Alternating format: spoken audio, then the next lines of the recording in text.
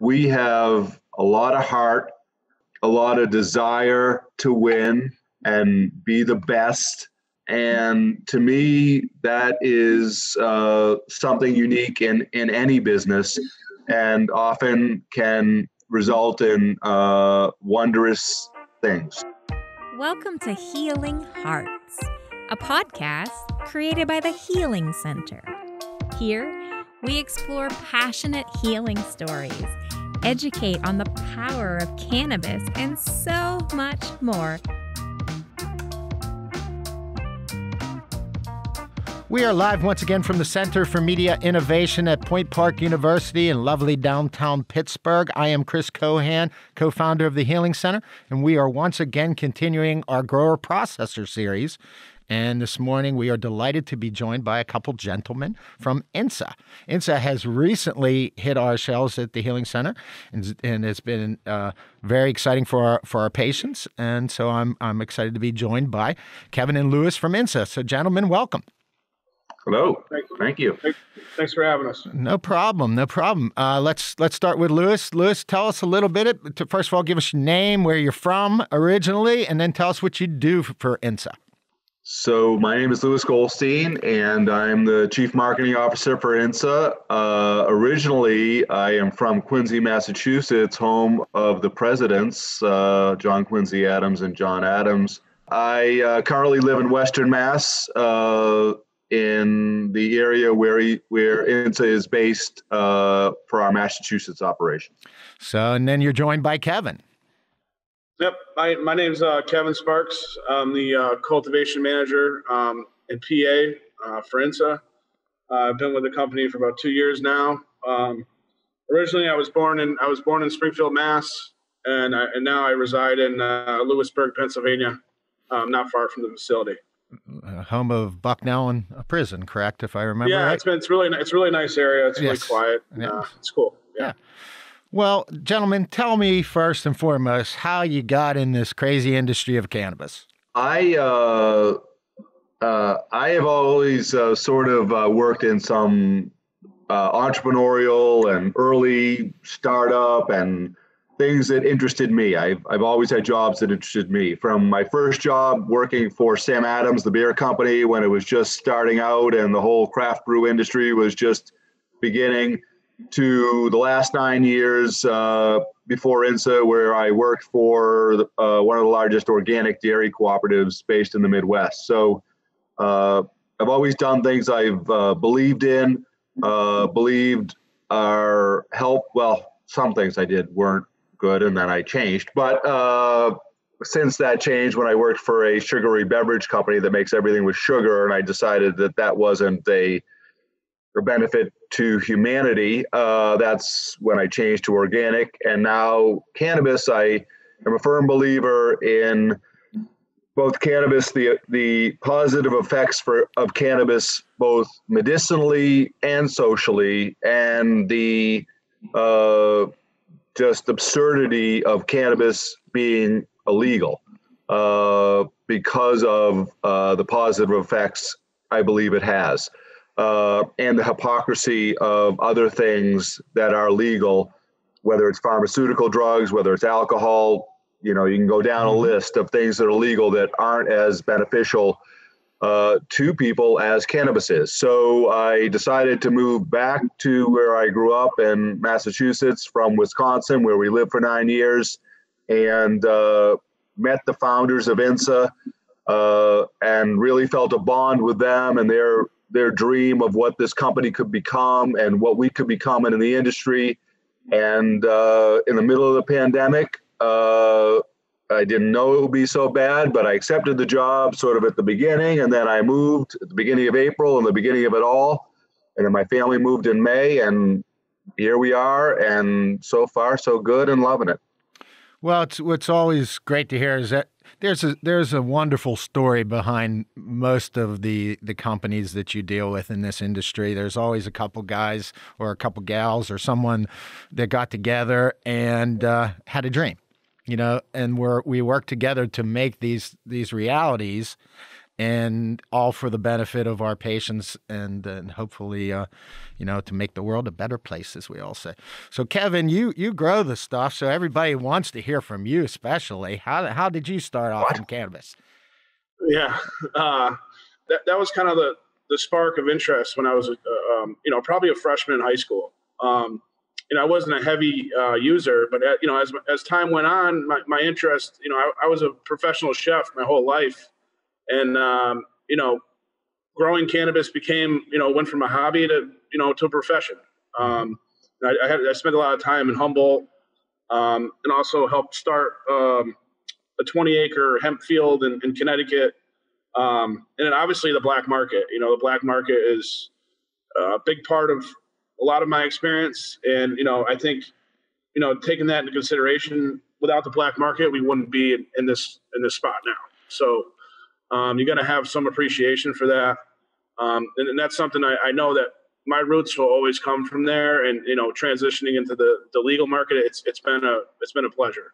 Well, I can certainly relate to that. Well, guys, tell me a little bit about INSA, and tell everybody about INSA, how INSA got started.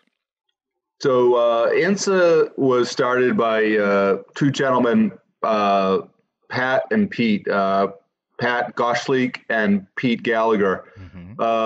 Pat and Pete have been friends since third grade, growing up in Springfield, Mass. And if you don't know Springfield, Springfield's how do you describe it, Kevin? It's a bit of a tougher. It's tough. There's a lot of class. It's a melting pot of a lot of stuff going on there, for sure. Very different than Western Pennsylvania. Yeah. Yes. And so Pat and Pete grew up there. Again, best friends since third grade, and they stayed friends through high school, through college, and then went their own separate ways. Pat's family owns a German restaurant, a real authentic German restaurant in Chicopee, which is a neighboring town to Springfield in Massachusetts. And Pat had been running the restaurant and also had some buildings nearby in Chicopee. And Pete went off to New York and went into the world of equity fund management.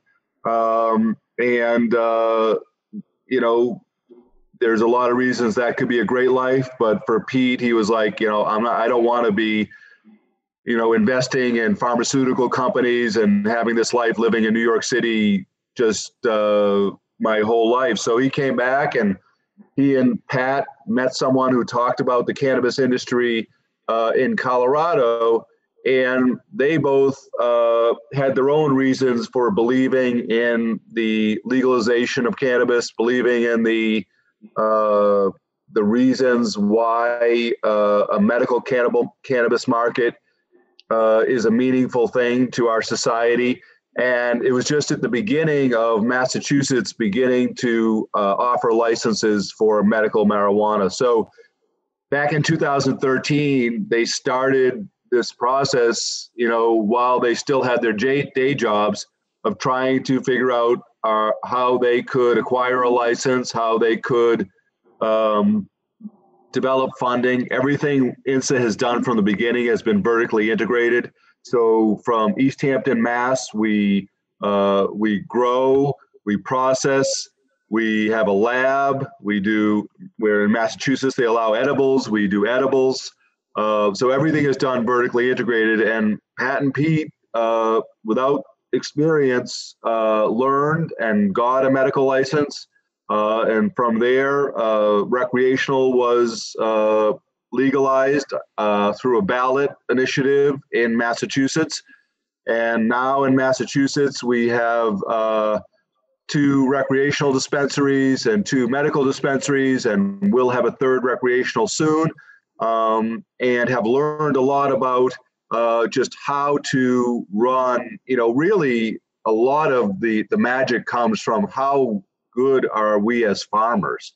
And the link for me, coming from working for an organic farming cooperative and listening to these farmers talk about the love of what they do and the craft that goes into being a good farmer.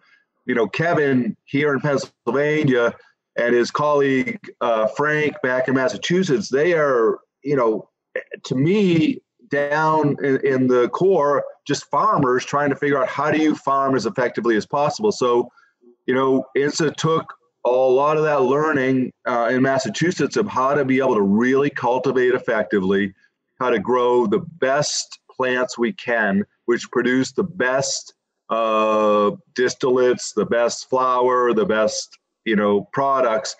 And then Kevin has taken that and, is taking it to a new level in Pennsylvania and learning, building, growing upon what he learned in Massachusetts to, we think, create some of the best, flour there is for the Pennsylvania medical market. Well, that's a good segue into you there, Kevin. Let's talk a little bit about some of those products that you're working on here in Pennsylvania for all the patients. I can give you a little insight of what we're working on as far as genetics. When we first started, we had over 35 different strands. And what we're doing now is kind of dialing those back and refining those choices.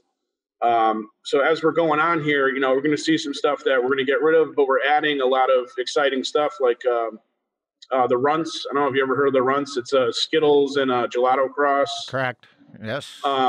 Also, we have like a peach pie, which is a peach OZ, which is across the OZ Kush, and that's crossed with Wedding Crasher.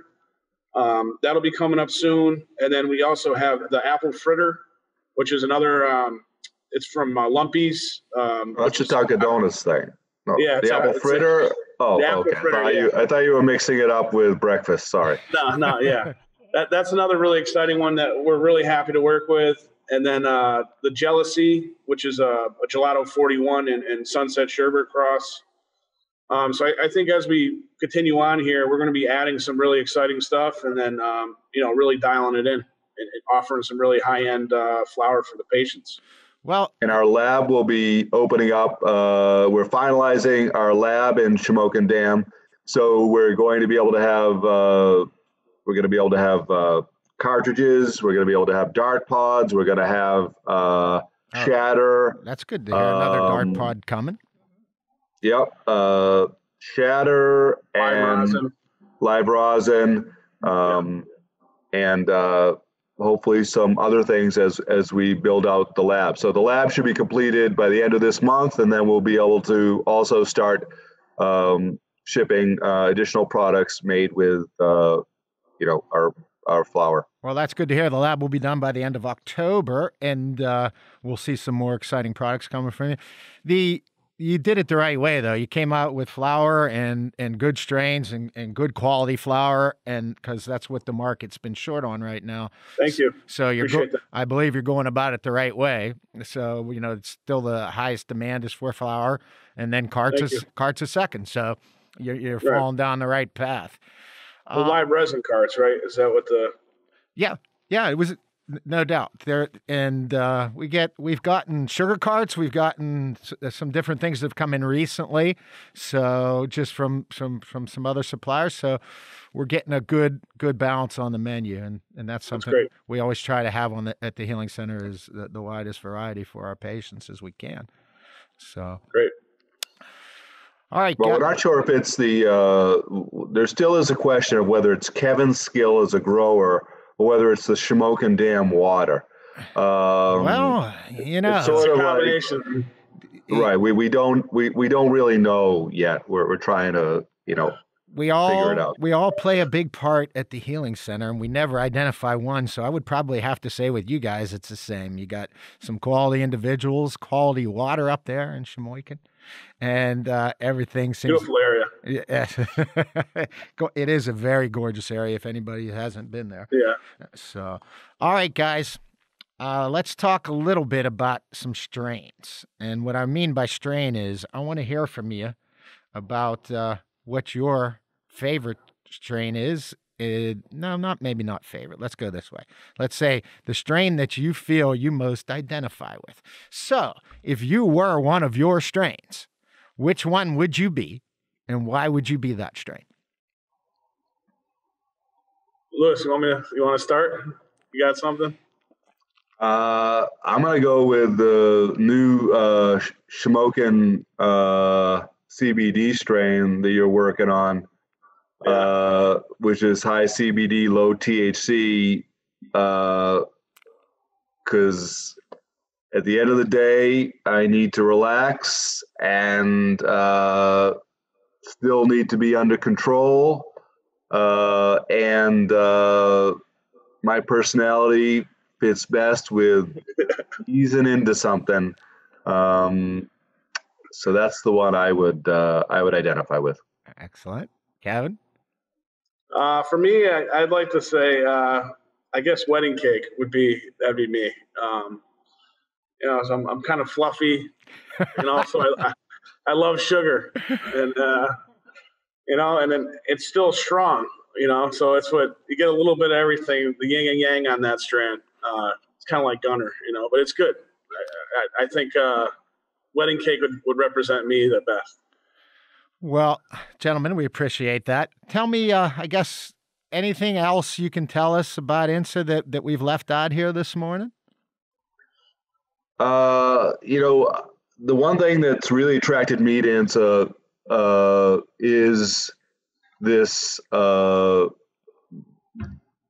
two founders and their involvement in the business, and our desire to try to do things maybe differently than some of the competitors that are much bigger, have much larger resources than us. Mm-hmm. But we have a lot of heart, a lot of desire to win and be the best.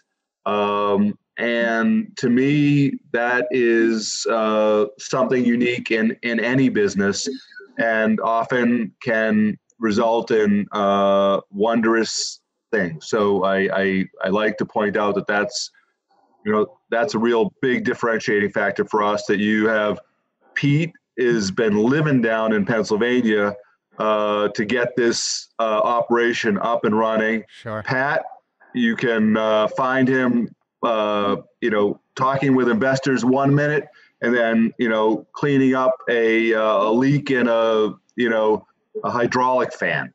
Yeah. The way you told that story, it hit home hard on me, because if you look at how the Healing Center started, it's me and my partner, Jay Richards, two lifelong friends since we were kids. We started lobbying for cannabis in Pennsylvania in 2010.